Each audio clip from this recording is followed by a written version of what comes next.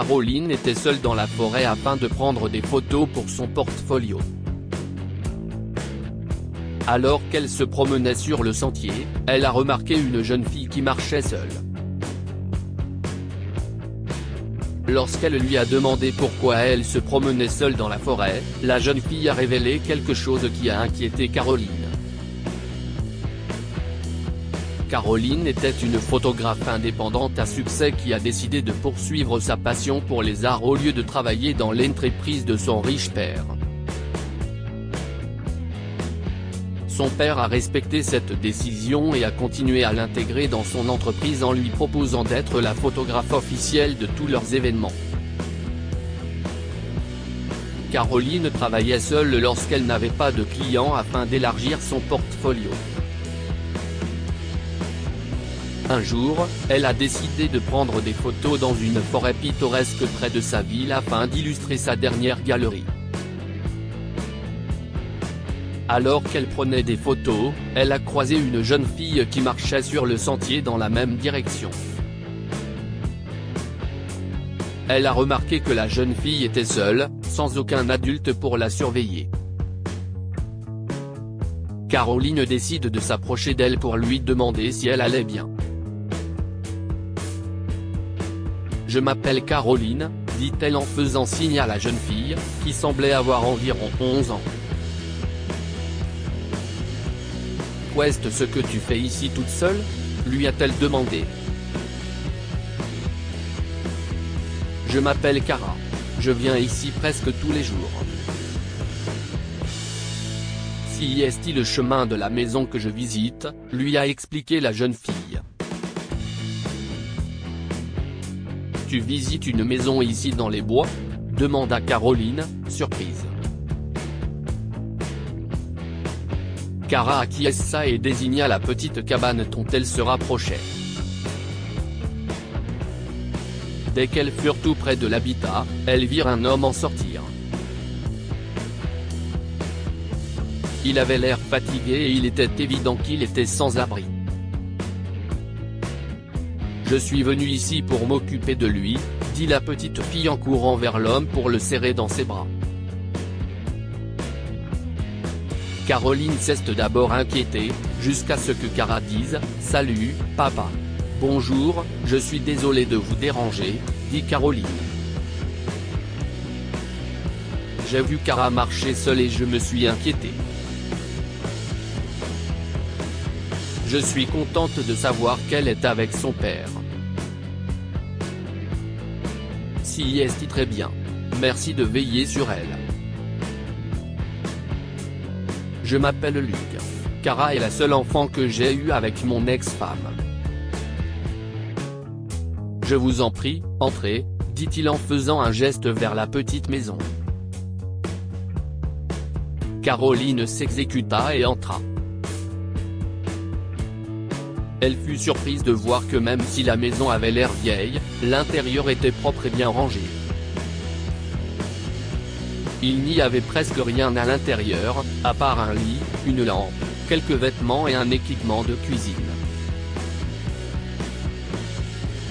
J'espère que vous ne me voudrez pas de vous demander pourquoi vous vivez ici. Pourquoi ne vivez-vous pas ensemble ? Demanda Caroline. Ma mère a quitté mon père il y a quelques mois. Elle a pris l'argent de leur compte épargne commun pour que le tribunal pense qu'il n'a pas d'argent. À cause de cela, je ne peux pas vivre avec lui, même si je le veux, a expliqué la petite fille. Caroline se sentait triste pour la petite fille tout simplement parce qu'elle savait ce que c'était que d'être la fille à son papa. Elle aussi aimait beaucoup son père et cela lui faisait de la peine que Cara ne puisse pas être avec le sien. Ma mère ne sait pas non plus que je suis là. Elle s'est remariée et passe tout son temps avec son nouveau mari. Elle se fiche pas mal de savoir où je vais, du moment que je rentre à la maison à la fin de la journée. Je passe tout mon temps libre ici, car papa et moi avons beaucoup de choses en commun, a ajouté Cara. Je suis désolé d'entendre cela, ma chérie.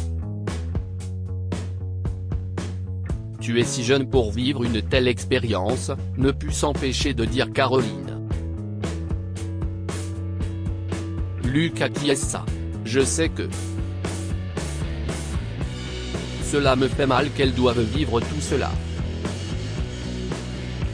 Rien de tout cela n'est de sa faute.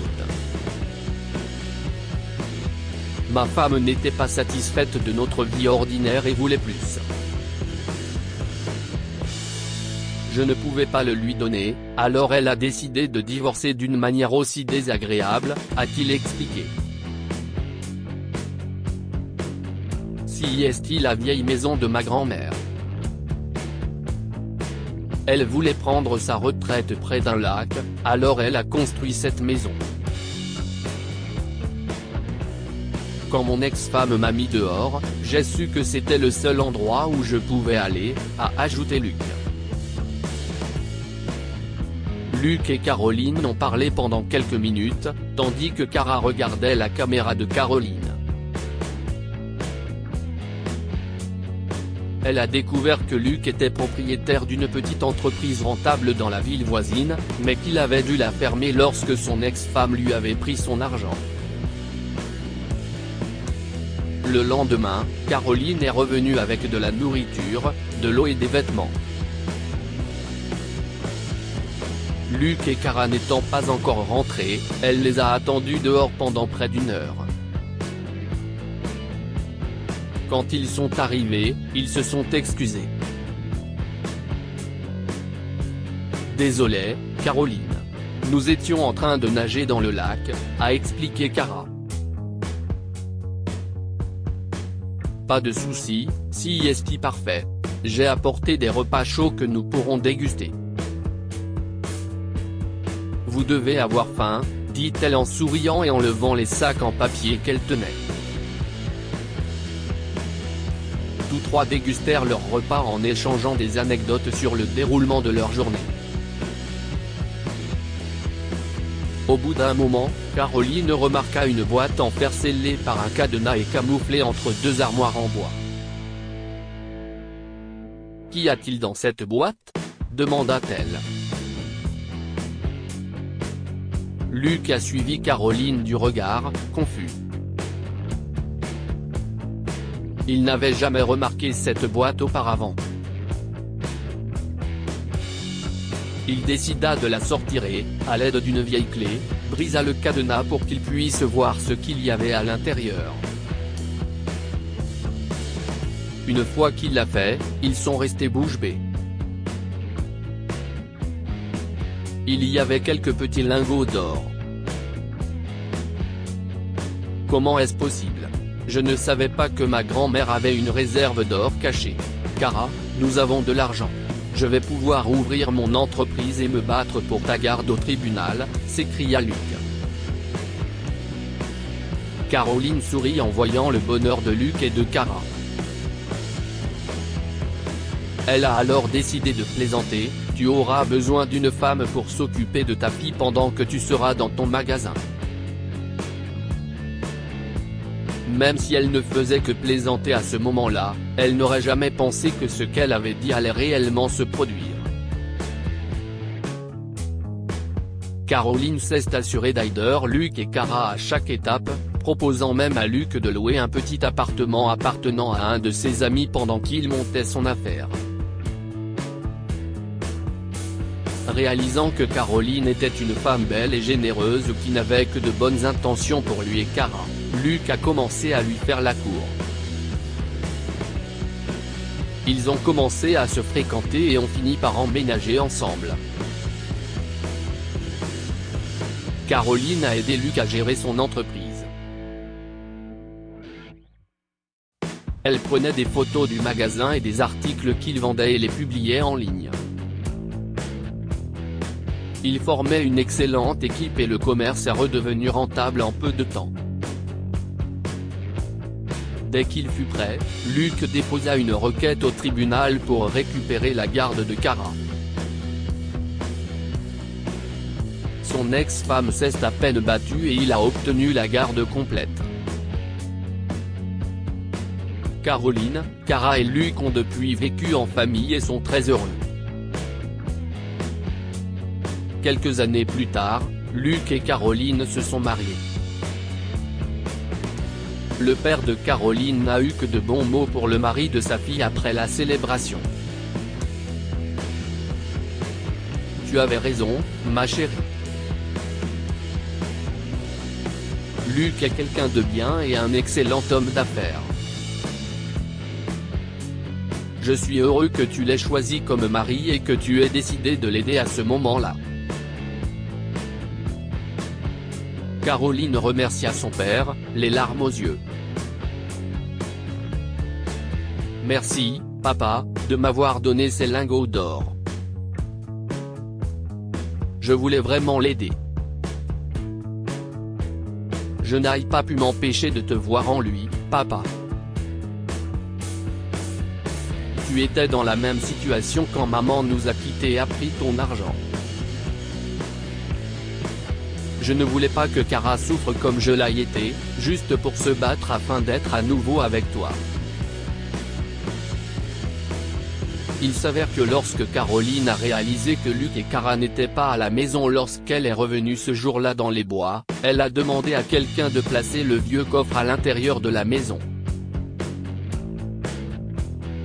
Luc et Cara ne l'ont jamais su, et si est-il un secret que Caroline était prête à garder pour toujours. Que pouvons-nous apprendre de cette histoire? Même les rencontres les plus aléatoires peuvent déboucher sur des fins magnifiques. Caroline n'avait pas l'intention de trouver l'amour, mais ce fut finalement le cas après cet après-midi en forêt.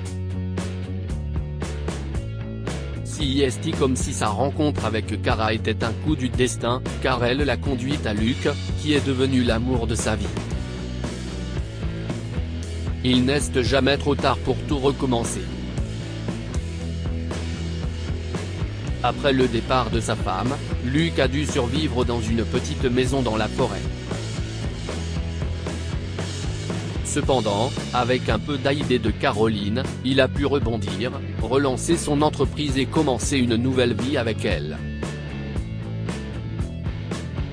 Partagez cette histoire avec vos proches. Elle pourrait les inspirer et leur faire plaisir. Pour découvrir d'autres histoires, abonnez-vous à Mon Mama sur Google News.